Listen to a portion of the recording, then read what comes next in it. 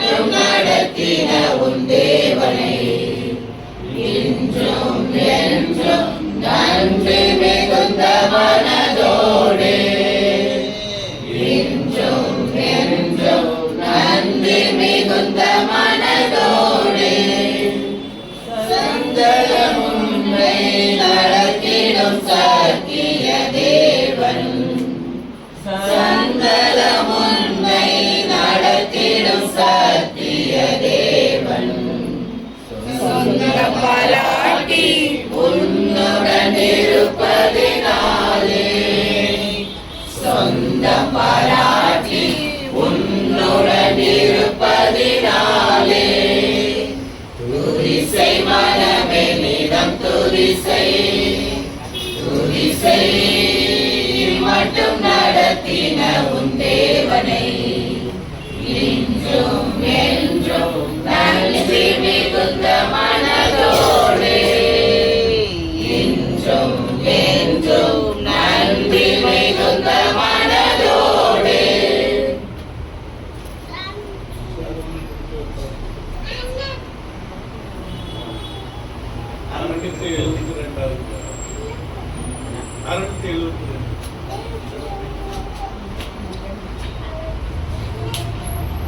நடத்தின வீதம் நினைத்தார் நன்றி சொல்லாமல் இருப்பேனோ என்னை நடத்தின விதம் நினைத்தார் நன்றி சொல்லாமல் இருப்பேனோ கடந்து வந்த பாதையெல்லாம் கரம் பற்றி நடத்தினீரே கடந்து வந்த பாதையெல்லாம் கரம் பற்றி நடத்தினீரே கண்ணீர் துடைத்து கவலைகள் நீக்கி கண்ணீர் துடைத்து என் கவலைகள் நீக்கி என்னை நடத்தின விதம் நினைத்தார் நன்றி சொல்லாமல் இருப்பேனோ வாழ்க்கை என்னும் ஓடத்திலே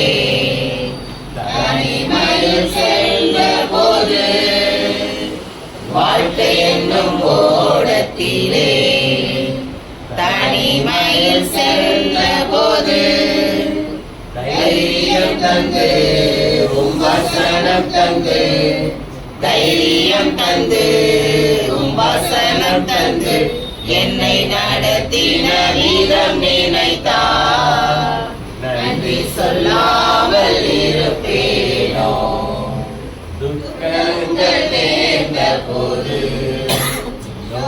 கொண்டு அழுத போது துக்கங்கள் நேர்ந்த போது கொண்டு அழுத போது மார்புடனைத்து உம்மாறுதல் தந்து மார்புடனைத்து உம்மாறுதல் தந்து என்னை நடத்தின விதம் நினைத்தார் நன்றி சொல்லாமல் இருப்பேனோ நடத்தின விதம் நினைத்தார் நன்றி சொல்லாமல் இருப்பேனோ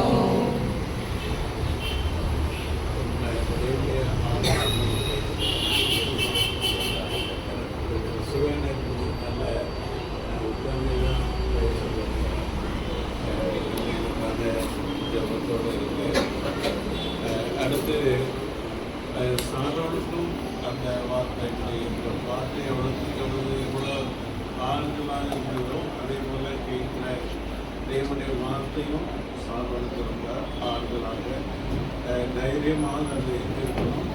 அதனால நம்ம தேவனுடைய ஆலோசனை கேட்கப்படும். தேவனுடைய ஆலோசனை ஆண்டுகள் ஆசீர்வதித்து கொடுக்கும்படியாக சாமி சித்தப்பாக்கியம் அதுக்கு அன்பின் பரலோக பிதாவே, நன்றியோடு துதிக்கிறோம், மகிமைப்படுத்துகிறோம். தர்மையான மத்தியான வேலைக்காய் கொடானு கொடி ஸ்தோத்திரம், நன்றி செலுத்துகிறோம். நன்றியோடு துதிக்கிறோம். தர்மையான ஆண்டவரே, கூட்டத்தை நீர் பொறுப்படுத்திக் கொண்டதற்காய் ஸ்தோத்திரம், நன்றி செலுத்துகிறோம். அருமையான மகள் சாரோனுக்காய் மகள் ஸ்தோத்திரம். மகளை ஏற்ற நேரத்தில் நீ நினைத்ததற்காய் ஸ்தோத்திரம். மகளுக்கு ஆண்டவரே கற்பத்தின் கனியை நீ கட்டளிட்டு கொடுத்ததற்காய் கொடானு கொடி ஸ்தோத்திரம் அப்பா. நன்றியோடு துதிக்கிறோம், மகிமைப்படுத்துகிறோம். இப்பொழுதும் ஆண்டவரே மகளை உடைய நாமத்தினாலே நாங்கள் வாழ்த்தி ஆசீர்வதிக்கிறோம் அப்பா. நீர் கூட ஆண்டவரே ஆசீர்வதிப்பீராக என்று ஜெபிக்கிறோம். இந்த வேளையிலே மக்களை தைரியப்படுத்தும்படியாய் இங்கு வந்திருக்கிற ஒவ்வொருவருக்கும் ஆசீர்வாதமாய் இருக்கும்படியாய் ஆண்டவரே இந்த வேளையிலே நீர் கொடுக்க போகிற நல்ல வார்த்தைகளுக்காய் மக்கள் கொடானு கொடி ஸ்தோத்திரம் அப்பா. அது எங்கள் ஒவ்வொருவரையும் பலப்படுத்தட்டும்.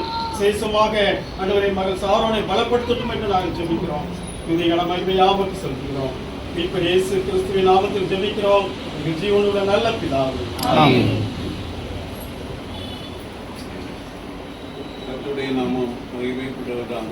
இந்த தேவனுடைய ஆலோசனைக்கு ஆதாரமாக ஏசாயா தீர்க்கதரிசியுடைய புத்தகம் 43வது அதிகாரம் 1லிருந்து 7 வரைக்கும் யாராச்சும் வாசிங்க. ஏசாயா 43 1லிருந்து 7 வரை. இப்போதும் யாக்கோபே, உன்னை சிருஷ்டித்தவரும் இஸ்ரவேலே உன்னை உருவாக்கினருமாகிய கர்த்தர் சொல்கிறதாவது, பயப்படாதே, உன்னை மீட்டுக் கொண்டேன், உன்னை பேர் சொல்லி அழைத்தேன், நீ என்னுடையவன். நீ தண்ணீர்களை கடக்கும்போது நான் உன்னோடு இருப்பேன், நீ ஆறுகளை கடக்கும்போது அவைகள் உன்மேல் புரளுவதில்லை.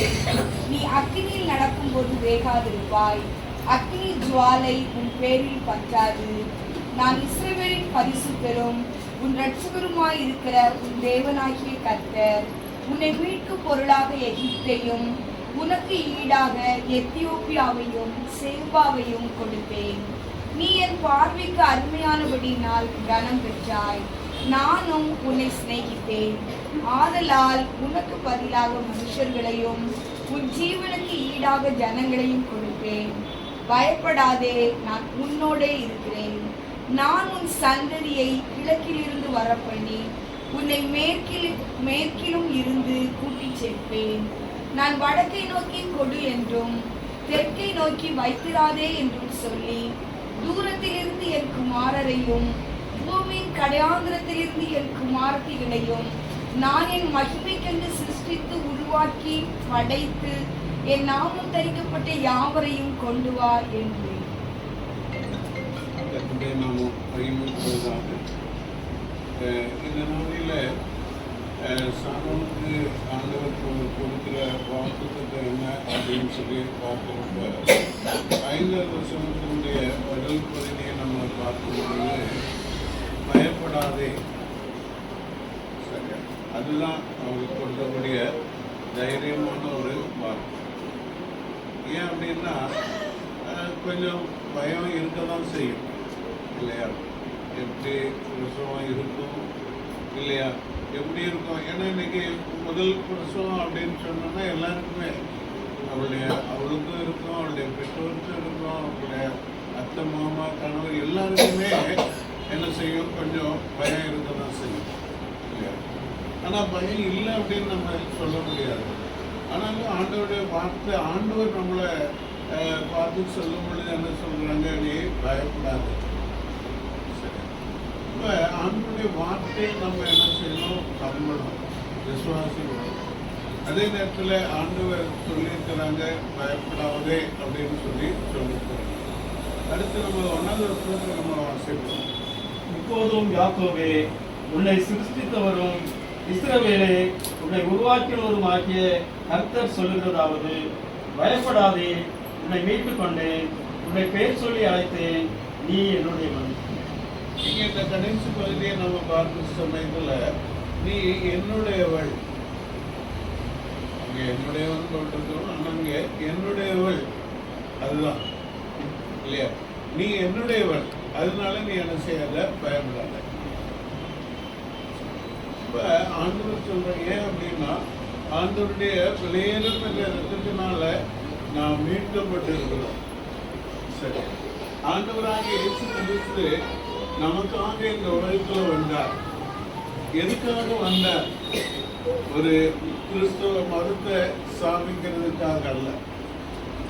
என் பேரும் புகழும் வேணும், கல்வெட்டுகள் வேணும், அல்லது சரியா இதெல்லாம் என்ன செய்யணும், கட்டணும் அப்படிங்கிறதுக்காக அவர் வரல. அவர் வந்ததுல ஒரே ஒரு நோக்கம் என்ன அப்படின்னா, பாவிகளை ரட்சிக்க கிறிஸ்து இயேசு உலகத்துக்கு வந்தார். அப்ப பாவிகள் யார் யார் நான் பாவி என்று உணர்கிறார்களோ அவர்களுக்கெல்லாம் இந்த விலையேறப்பெற்ற மீட்பை கொடுக்கும்படியாக ஆண்டவராகிய இயேசு கிறிஸ்து பரலோகத்திலிருந்து இந்த உலகத்திற்கு இறங்கி வந்தார். இந்த உலகத்துல இறங்கி வந்த ஆண்டவராகிய இயேசு கிறிஸ்து நன்மை செய்கிறவராகவே சுற்றி தெரிந்தார். அநேக நன்மைகளை செய்தார். வியாதிகளை தொட்டு சுகமாக்கினார், திருடர்களுக்கு பார்வை கொடுத்தார், சப்பானிகளை நடக்கும்படியாய் செய்தார் இல்லையா? இப்படி அநேக நன்மைகளை செய்தாங்க.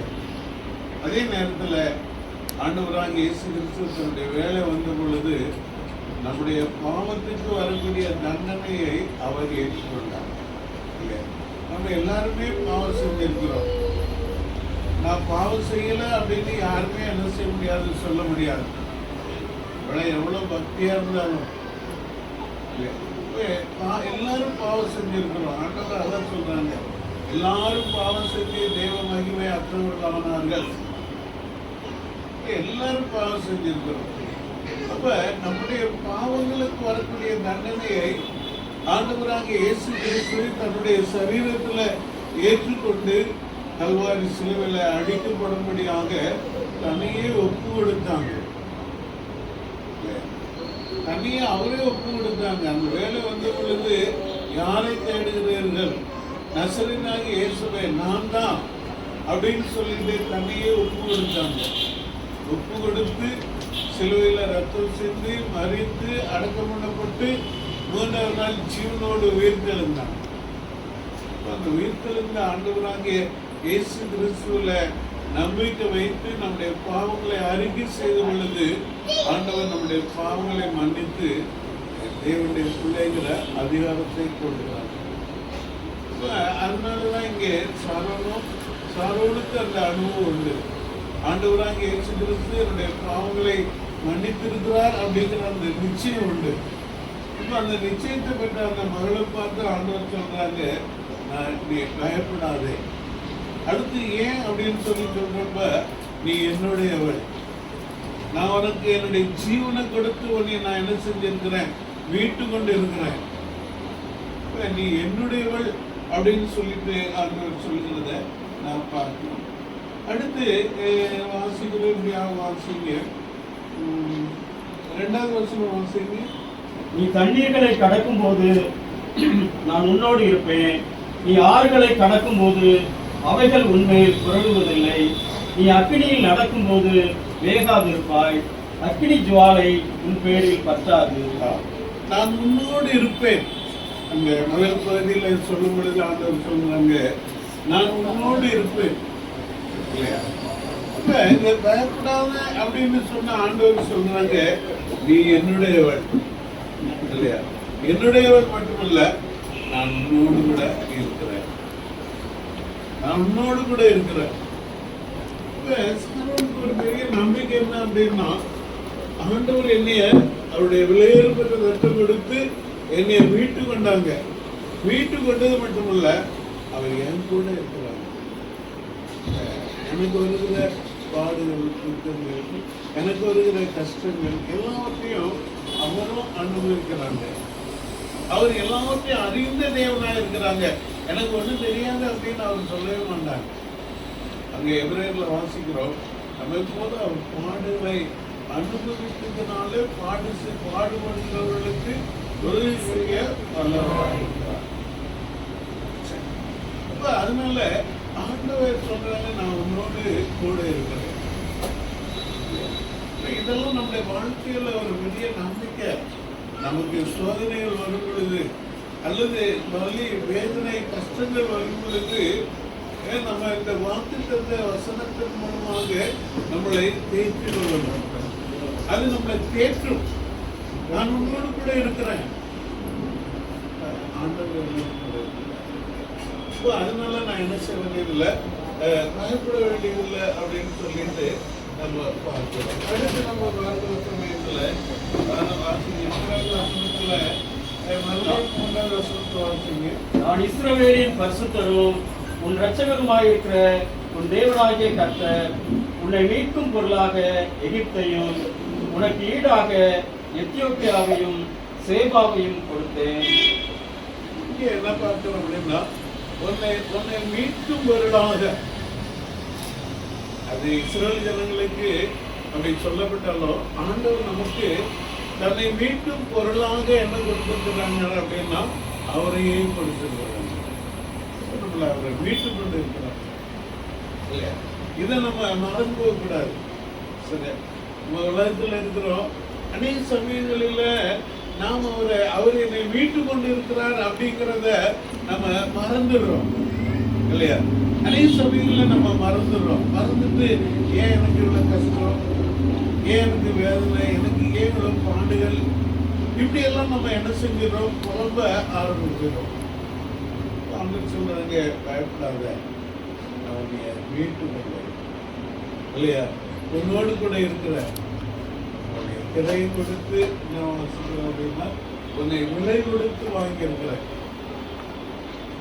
சாதாரண விலை கொடுத்து வாங்க முடியுமா? முடியாது. ஆனா அவ்வளவு பெரிய விலை அவருடைய ரத்தத்தை சிந்தி மீட்டு கொண்டு இருக்கிறான், வாங்கியிருக்கிறேன். அவருடைய விலை தான், அந்த விலை என்னன்னா அவருடைய மாசற்ற விலையேறு பெற்ற ரத்தம். அவர் சிலுவையில் சிந்தின அந்த ரத்தத்துக்கு விலை எவ்வளவுன்னு நிர்ணயிக்க முடியாது. இன்னைக்கு இந்த உலகத்துல எல்லாத்துக்கும் என்ன செஞ்சிடறாங்க, விலை நிர்ணயிச்சிடுறாங்க. இந்த விலை இருக்கும் இல்லையா? ஆனா ஆண்டவராக இயேசு கிறிஸ்து சிலுவையில சிந்தின அந்த ரத்தத்துக்கு விலையே கிடையாதுங்க, விலையேறப்பட்டது. அந்த ரத்தத்தை சிந்தி, அந்த ரத்தத்தினால சாதாரண ஆண்டவர் என்ன செஞ்சிருக்கிறாங்க, வீட்டு சொல்றாங்க, மற்ற எல்லாத்தையும் செய்யாதிருந்தது எப்படி அப்படின்னு தான் கேட்கிறோம். அதனால இந்த பயப்படாதே அப்படின்னு சொன்ன ஆண்டவர் எல்லாம் இதெல்லாம் என்ன செய்யறாங்க, சொல்லிட்டே வராங்க. இதெல்லாம் நம்ம என்ன செஞ்சுக்கணும், ஞாபகத்துல வச்சுக்கணும். சாதாரண மட்டும் இல்லை, உங்களுக்கும் எனக்கும் ஆண்டவர் கொடுக்கிற வார்த்தை, நீ பயப்படாத, நான் உன்னை மீட்டு கொண்டேன், நீ என்னுடையவன், என்னுடையவன். அதனால நான் உன்னோடு கூட இருக்கிறேன். அது நமக்கு எவ்வளவு பெரிய தைரியம் தெரியுமா? ஆண்டவர் என்னோடு கூட இருக்கிறார். அடுத்து நம்ம பார்க்கிற சமயத்தில் 43 வருஷம் வாசிக்கு. நீ என் பார்வைக்கு அருமையானபடியினால் கனம் பெற்றாய், நானும் உன்னை சிநேகித்தேன். ஆதலால் உனக்கு பதிலாக மனுஷர்களையும் உன் ஜீவனுக்கு ஈடாக ஜனங்களையும் கொடுப்பேன். இங்கே நீ என் பார்வைக்கு அருமையானவன் அப்படிங்கிற சமயத்துல எனக்கு ரொம்ப முக்கியமானவன் இல்லையா?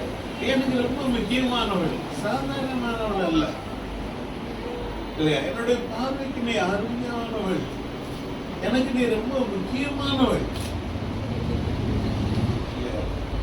சாதாரணமா இல்ல, அவ்வளோ ஒரு முக்கியமானவள்.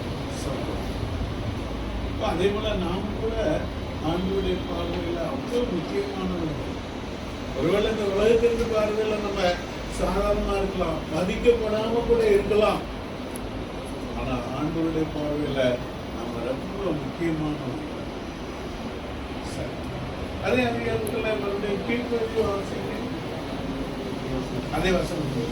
ஆதலால் உனக்கு பதிலாக மனுஷர்களை நீ என் பார்வைக்கு அருமையானபடியினால் கனம் பெற்றாய், நானும் உன்னை சிநேகித்தேன். நானும் உன்னை சிநேகித்தேன். முக்கியமானவள் அப்படின்னு, அருமையானவள் அப்படிங்கிறது மட்டும் இல்ல, நான் உன்னை நேசிக்கிறேன். இப்படியெல்லாம் அநேக வாக்குத்தத்தங்களை கொடுத்த ஆண்டவர் தான் பயப்படாத அப்படின்னு சொல்றாங்க. இந்த அருமையான வாக்குத்தத்தங்களையும் ஆண்டவர் நமக்கு என்ன செஞ்சிருக்காங்க.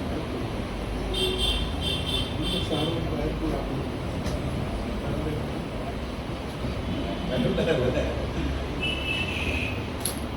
சரியா? பயப்பட வேண்டாம்.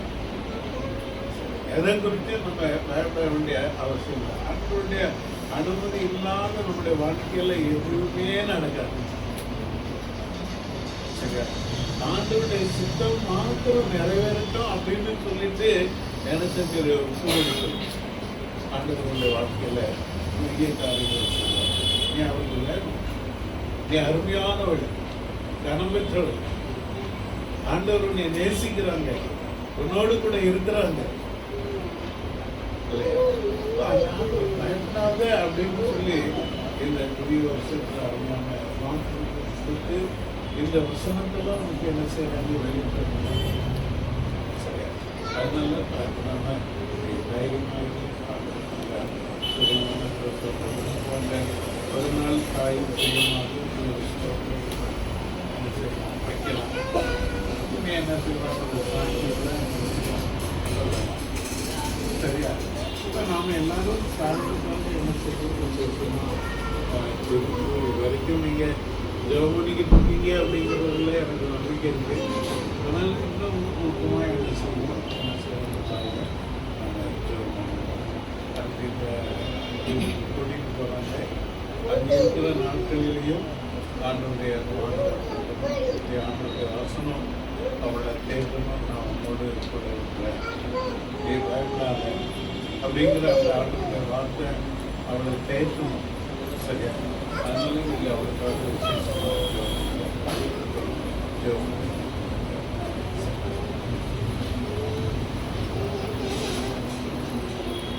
எங்களை நேசிக்கிறீங்க நல்ல ஆண்டவரே. இந்த அருமையான மத்தியான வேளையில் நாங்கள் உங்களை துதிக்கிறோம், நேசிக்கிறோம். இவ்விதமாக உடைய நாமத்தினாலே நாங்கள் கூடி வரும்படியான சாக்கியத்தை எங்களுக்கு கொடுத்தீங்களே, அதற்காக கொடுக்கிறோம். ஆண்டவரே, உடைய நாமத்தினாலே கூடி வரும் பொழுது உங்களுடைய நடுவில் இருக்கிறேன் என்று சொன்ன தேவன் எங்களோடு கூட இருக்கிறீங்க. அதுக்காக நாங்கள் உங்களை கொடுக்கிறோம். விசேஷமாய் சாமிக்காக நாங்கள் செபிக்கிறோம். விசேஷமாய் நீர் அவர்களை இணைத்து தாமதமானாலும் அவர்களுக்கு தப்பத்தின் கரியை கொடுத்து இதுவரைக்கும் நல்ல சூழலை வளர்த்தி கொடுத்து பாதுகாத்து நடத்தி வருகிறீர்கள். அதுக்காக இன்னமும் நல்ல சூழலை வளர்த்தி கொடுத்து சுகமுறை சூழலை கொடுத்து உடைய நாமத்தை மகிமைப்படுத்துவீங்க. அதுக்காக நாங்கள் உங்களை கொடுத்திருக்கிறோம். இப்பொழுதும் அருமையான மகளுக்கு கொடுத்த அருமையான வாக்குத்தத்துக்காக நாங்கள் உங்களை கொடுத்திருக்கிறோம். இந்த புதிய வருடத்தின் 2வது நாளில் தேர்வுக்கு கொடுத்த அருமையான வாக்குத்தத்துக்காக நாங்கள் உங்களுக்கு நன்றி செலுத்துகிறோம். அன்றுவரே, இந்த வாக்குத்தத்த வசனங்களை தன்னுடைய மனதில் வைத்து திரும்ப திரும்ப இந்த கவிதையை வாசித்து நமக்குள்ள தைரியமாக இருக்கும்படியாக உங்களுடைய நாமத்தை மகிமைப்படுத்தும்படியாக உமக்கே கனம் மகிமை செலுத்தும்படியான சாத்தியத்தை கொடுத்துள்ள வேண்டும் என்று செல்கிறோம். அந்த ஒரே அவளை ஆசீர்வதிக்க இருக்கிற வழியில் நல்ல சுலமான பிரசவத்தை கொடுத்து ஆண்டவரே தாயும் செய்யுமாய் பார்த்து நாங்கள் உண்மை துதிக்க முடியாத கிருபையை கொடுப்பீங்க. அதற்காக நாங்கள் உங்களுக்கு நன்றி செலுத்துகிறோம். சாமிக்காய் செலுத்துகிறோம். இந்த எல்லா உரிமைகளையும் தாங்கள் சொல்படி பயப்படாதபடிக்கு யார் என்ன சொன்னாலும் தைரியமாய் ஆண்டவர் எங்களுக்கு வாக்குத்தத்தத்தை கொடுத்திருக்கிறார். வாக்குத்தத்தங்களை நிறைவேற்றக்கூடிய தேவன் வாக்குத்தத்தத்தின்படி செய்வார் என்கிற அந்த நிச்சயத்தோடு இருக்க உதவி செய்துள்ள வேண்டும் என்று நோக்கி நாங்கள் செபிக்கிறோம். அந்த ஒரு அருமையானவர்களுக்காக நாங்கள் உங்களை ஸ்தோத்திரிக்கிறோம். இன்னும் இந்த கூட்டத்தில் ஏற்றுக்கொள்ளாதவர்கள் யாராக இருந்தால் அவர்கள் இந்த நாளில் தன்னை ரட்சகராக ஏற்றுக்கொள்ள முடியாத சாங்கியத்தை கொடுத்துள்ள வேண்டும் என்று நோக்கி நாங்கள் செபிக்கிறோம். ஆமாண்டவரே, நீங்கள் அவருக்கு ரொம்ப முக்கியமானவங்க. நீங்கள் அவருக்கு வேணும். ஏன் அப்படின்னா அவருடைய பிள்ளையாக நீங்கள் மாற வேண்டும். உங்களோடு கூட அவர் இருக்க வேண்டும் என்று சொல்லி விரும்புகிறார். அதனால ஏற்றுக்கொள்ளாதவர்கள் ஏற்றுக்கொள்ளவும், ஏற்றுக்கொண்ட நாங்களும் உடைய வசனத்தினால் தைரியம் அடைந்து இந்த உலகத்தில் இந்த புதிய வருஷத்தில் வரப்போற எல்லா சூழ்நிலைகள் மத்தியிலையும் உடைய வசனத்தினால் தேற்றப்பட தைரியப்பட பலப்பட வசனங்களை ஆறுதல் படுத்தட்டும் அரவணைக்கட்டும் வழிநடத்தட்டும் பார்க்கிறேன். அதே போல நம் எல்லாரும் நாங்கள் சரவணுக்காய் தொடர்ந்து ஜெபிக்கும் அந்த ஆசைகளையும் விருப்பங்களையும் நாங்கள் ஒவ்வொரு நாளும் அவனுக்காய் உண்மை ஸ்தோத்திரிக்கவும் ஜெபிக்கக்கூடியவான கிருபைகளை கொடுக்க வேண்டும் என்று சொல்லுவோம். தொடர்ந்து மாறாத கிருபை விசேஷமாய் வந்த எங்களோடும் இருவீட்டாரோடும் உடைய கிருபை இருந்து அவர்களை வழிநடத்தி காத்துக்கொள்ள வேண்டும் என்று ஆண்டவராகிய இயேசு கிறிஸ்துவின் நாமத்தில் உடைய சமூகத்தில் வேண்டிக் கொள்கிறோம். நல்ல பிதாவே. ஆமென். என் ஆத்துமாவே கர்த்தரை ஸ்தோத்திரி. உம்முடைய நாமத்தை